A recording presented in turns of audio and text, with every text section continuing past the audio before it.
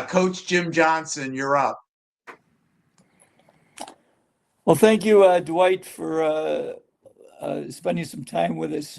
So, being a former coach for a long time, although it was basketball, I'm just curious. I know you mentioned Don Zimmer, but who was the best coach slash manager in your baseball career, whether it be high school or the pros, that you admire the most, and why?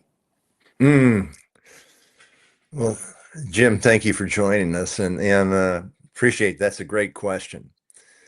Zimmer was the probably the best baseball man. I learned more from Don Zimmer than any other manager that I played for. But the guy that I absolutely loved, and I wasn't the only one that said it. He managed other teams, and Trammell said he was what the greatest manager was Ralph Houck. And Ralph Houck was, they called him the Major, and that's because he fought in World War II in Italy for Patton.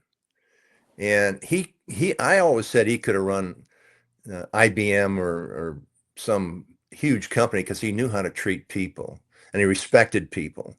And he had the story I love to tell, so many stories with him, but I was struggling. And this is in the 80s. I was having a tough time, and he called me in his office, and he'd sit back in that chair, the recliner, not a recliner, but it was a chair that would swivel and lean back and whatever. And he had that smile on his face. He always had a cigar. And he goes, I want you to know something.